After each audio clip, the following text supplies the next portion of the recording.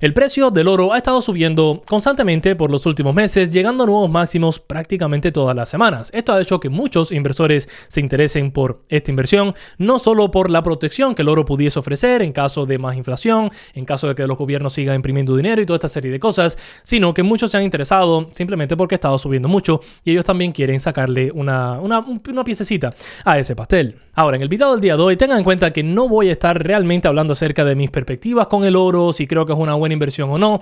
Lo que quiero hacer en este video es algo que me encanta hacer a mí aquí en este canal, y es comparar lo que estamos viendo hoy por hoy con lo que hemos visto en el pasado. Así que en el día de hoy mi objetivo es llevarlos en el tiempo a un punto en el cual había muchísimo interés por el oro, estábamos llegando a nuevos máximos prácticamente todas las semanas y la mayoría de los inversores estaban viendo el oro como una manera de por seguro hacer dinero a largo plazo, ya que se esperaba que el gobierno continuase imprimiendo dinero, continuase endeudándose, y esto terminó causando una subida increíble en el precio del oro hasta que se acabó la fiesta. Vamos a estar viajando al periodo entre el 2006, más o menos 2005, y el 2013 para ver qué podemos aprender de la historia. Como de costumbre, espero que este video les guste, les sirva de ayuda y les enseñe algo. Si este es el caso, lo único que les pido a cambio es que destruyan ese botón de me gusta, de verdad que ayuda un montón al canal, junto con que si les gusta este contenido acerca de la inversión en bolsa, análisis y demás, y aún no están suscritos por cualquier razón que exista allá afuera, háganlo, es completamente gratuito. Ahora, antes de viajar en el tiempo prácticamente, les tengo que decir dos cositas muy importantes. La primera es que con este video no quiero hacer una predicción de que el oro va a hacer esto, va a hacer lo otro.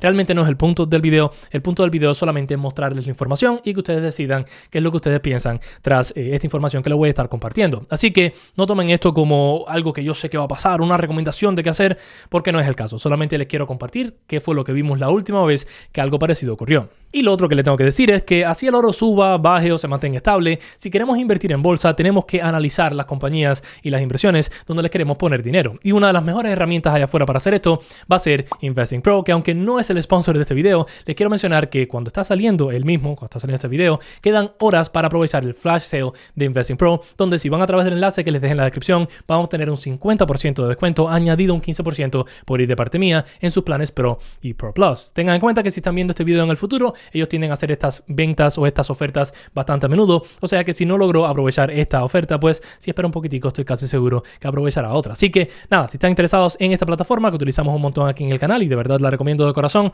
pues en la descripción va a estar ese enlace. Pero bueno, diciendo eso, ahora sí saltemos a hablar acerca del tema del oro, y lo primero que quiero hacer es compartir con ustedes cómo es que se comportó el oro en aquel entonces, en los 2000 más o menos hasta el 2013, y el por qué vimos ese comportamiento.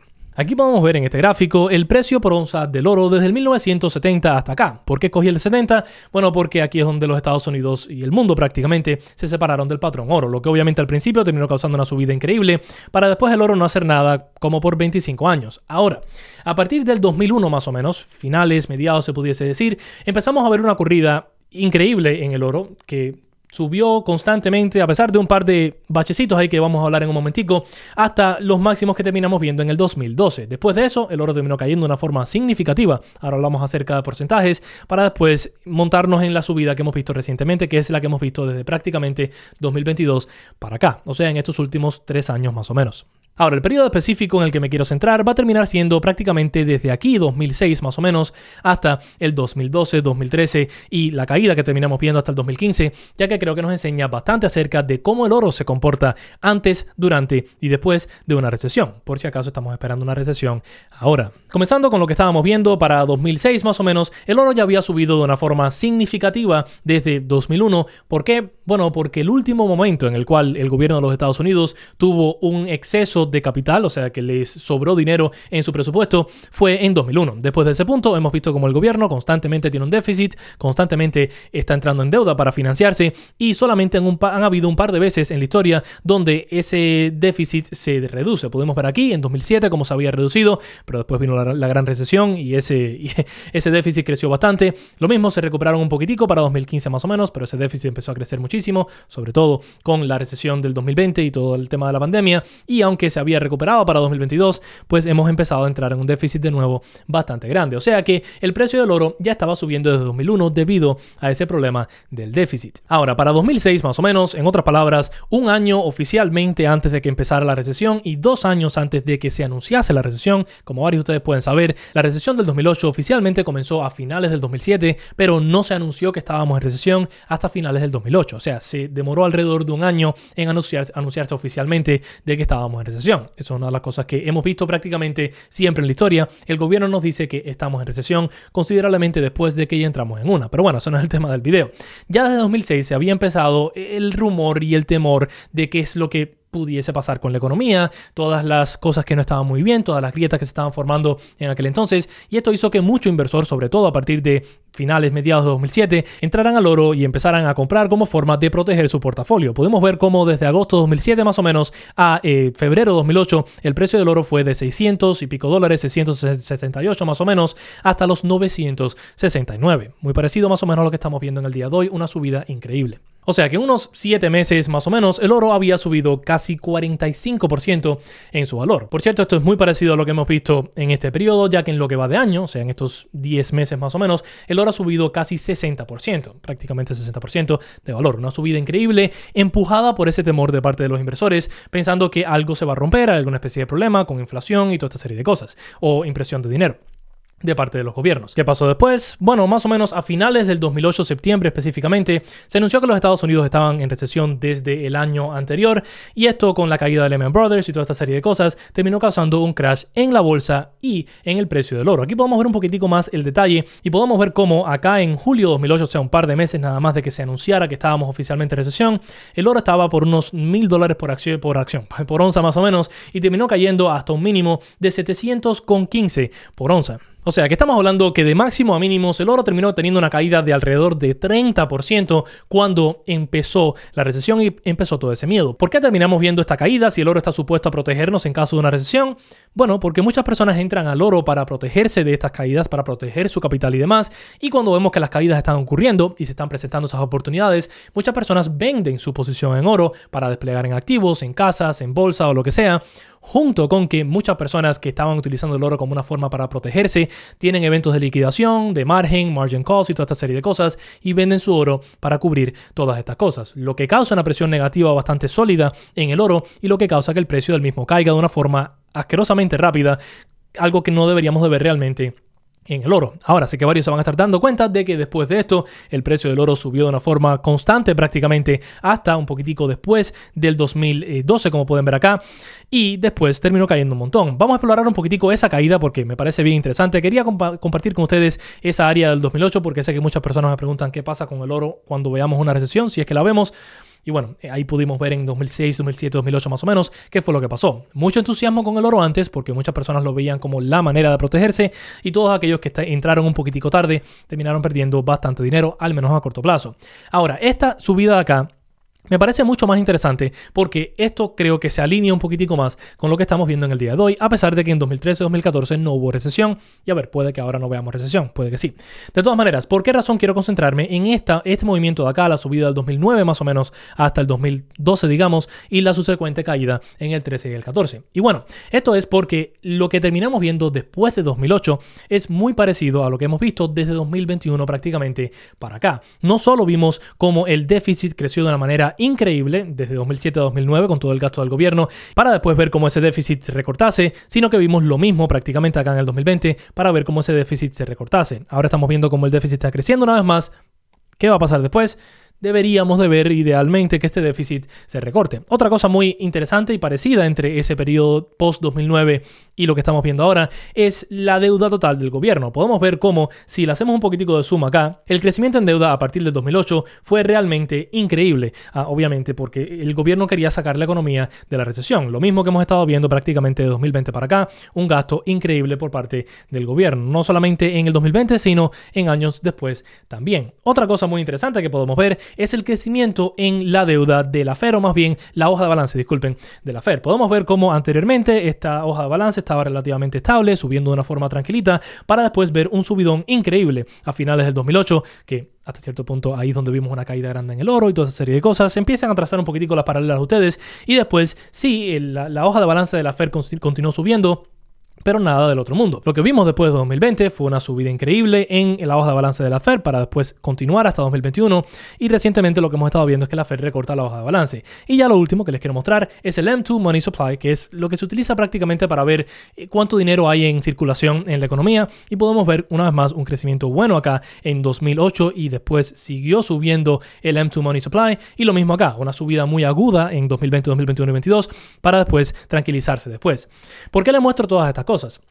Bueno, porque hay muchas personas que dicen que el oro siempre que haya más impresión de dinero va a subir, y esto literalmente nos muestra que no es el caso. Aquí podemos ver cómo en 2012, por ejemplo, octubre 1, teníamos el precio por onza a 1.779, y unos cuantos meses después, acá más o menos digamos en diciembre de 2013, el oro había caído a $1.200 por onza. A pesar de que el déficit seguía siendo bastante gordo, sí, un poquitico había mejorado de una buena manera, pero seguía habiendo un buen déficit, la deuda continuó subiendo, los activos de la Fed continuaron subiendo y el M2 Money Supply continuó subiendo. Pero el oro cayó. ¿Por qué? Bueno, porque todo en este mundo de las inversiones, damas y caballeros, como les he dicho una y otra vez, depende de no qué es lo que va a pasar, sino qué es lo que el mercado está descontando que va a pasar. Aquí en el 2012-2013 más o menos, había muchísimo miedo en la economía de parte de que el gobierno estaba en un déficit muy grande, la impresión de dinero no paraba, la Fed seguía sacando dinero a la economía y demás, y todo el mundo pensaba que el precio del dólar se iba a desplomar de una forma muy agresiva, y por eso todo el mundo entró en oro. Ahora, más o menos para los principios de 2013, finales del 2012, se comenzó a hablar acerca de que la Fed iba a dejar de imprimir dinero y iba a empezar a hacer lo que llevan haciendo un tiempo ya en la economía, que es el quantitative tightening, que en otras palabras, para ponerlo en términos muy simples, es quitarle dinero a la economía. En vez de imprimir dinero, la Fed desde prácticamente 2022, aquí podemos ver que desde mediados de 2022, la Fed no ha estado imprimiendo dinero, el gobierno realmente no ha estado imprimiendo dinero, entre comillas, sino que ha estado quitándole dinero a la economía. Ahora, ¿por qué se sigue hablando de la impresión de dinero y toda esta serie de cosas? Bueno, por el déficit. Ya que si el gobierno sigue teniendo un déficit y sigue sacando deuda para poder financiarse a sí mismo, al final este dinero termina entrando en la economía de una forma u otra. Y va a empujar el día de mañana a la Fed tal vez tener que imprimir dinero real, entre comillas. No se imprime dinero, por cierto, es cambiar números literalmente en una hoja. Pero bueno, si el gobierno sigue gastando y la economía no puede absorber esa deuda, pues eventualmente la Fed va a tener que imprimir dinero, va a tener que crecer los activos en su hoja de balance para poder estabilizarlo todo, ¿no? Pero recientemente no hemos estado viendo impresión de dinero por parte de la Fed, ese quantitative easing, que fue lo que vimos acá en 2020, que es la Fed soltar un montón de dinero, comprar acciones, comprar bonos, pues, toda esta serie de locuras. Eso no es lo que hemos estado viendo por un tiempo. Ahora, puede que varios se pregunten, entonces, Jorge, ¿por qué el precio del oro ha estado subiendo tanto recientemente si la Fed no está imprimiendo dinero? Bueno, por la expectativa de impresión por parte de la Fed, por la expectativa de un dólar más débil, por la expectativa de que el déficit del gobierno no va a mejorar.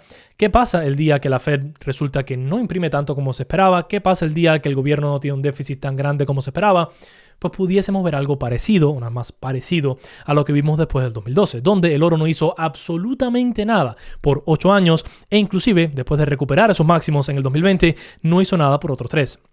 Por eso es que a mí personalmente la inversión en oro no me interesa, sobre todo en estos puntos, porque ya estamos descontando todo ese optimismo o toda esa negatividad, más bien estamos descontando todo ese miedo de inflación y de devaluación del dólar. Y eso no deja mucho espacio para qué pasa si las cosas van mejor de lo esperado. Porque al final, como les he comentado, todo en el mercado funciona con expectativas de qué es lo que realmente va a pasar. Y otra cosa que pasa mucho en el mercado, aunque no debería de pasar, es que las emociones toman las riendas de las inversiones de muchas personas y así sea por miedo o por entusiasmo empiezan a entrar en el oro. Cuando esas emociones se den la vuelta, porque pasa muchas veces en el mercado, pues podemos ver cosas parecidas. Y eso fue una vez más lo que vimos acá en el 2012. ¿Va a ocurrir lo mismo ahora en el 2025, en el 2026 o en el 2027? Como les comenté, el punto de este video no es hacer una predicción de hacia dónde se va a mover el oro. Solamente es mostrarles toda esta información de cómo se ha comportado el oro en el pasado y cómo esto se ha relacionado prácticamente con las caídas en el mercado, recesiones, eventos de la Fed, gobierno y toda esta serie de cosas para que ustedes tomen sus propias decisiones. En lo personal, me pareció muy interesante cómo se comportó el oro en ese 2008 cuando empezó la recesión y me pareció muy interesante que a pesar de que el gobierno siguió endeudándose más, siguió imprimiendo dinero, la Fed siguió haciendo crecer su hoja de balance y toda esta serie de cosas, igual el oro terminó teniendo una caída grande y no hizo nada por 10 años. 10 años en los cuales el gobierno siguió endeudándose, siguió sacando deuda, siguió imprimiendo dinero. Así que tengan eso en cuenta para tomar la decisión que quieran tomar. Muchos van a decir que, mira, el oro justo antes de la gran recesión estaba en máximos por miedos de debilidad en la economía. Estamos viendo algo ahora, ¿significa eso que va a venir recesión? No sé, yo no soy adivino. Una vez más, esa bola de cristal que está por ahí atrás, ahí está, al lado de la moto, no funciona. Así que no les sé decir. En lo personal, yo no invierto en oro, no me interesa la inversión en oro, sobre todo ahora. A mí personalmente me interesaría invertir en oro cuando estamos viendo una economía muy buena y que nadie quiere invertir en oro. En otras palabras, el 2014, 15, 16 más o menos, esos años donde el oro no hizo nada por mucho tiempo, hubiesen sido los momentos en los que a mí me hubiese gustado considerar tener una pequeña posición en oro para diversificar el portafolio en caso de que algo pasase. Y mira, algo pasó. Pero yo no voy a estar comprando el oro cuando todo el mundo está matándose por comprar oro y quiere comprar oro porque, como nos dijo Warren Buffett y como les he estado diciendo bastantes veces en el canal recientemente, cuando hay mucho interés por algo, cuando hay mucha avaricia con algo, hay que ser cautelosos y viceversa. Así que nada, ahí lo tienen. Déjenme saber sus opiniones de esto. Una vez más, el objetivo de este video es más que nada compartir con ustedes esta información y conversar. Así que si opinan algo acerca de toda esta información que les he compartido, déjenme saber en los comentarios diciendo eso, ya que están por ahí abajo. Recuerden destruir ese botón de me gusta, suscribirse si no lo han hecho. Recuerden los enlaces en la descripción a Investing Pro por si les llama la atención y varias otras cosas ahí abajo también que les pueden sacar provecho. Nos vemos en la próxima. Los quiero un montonazo. Chao.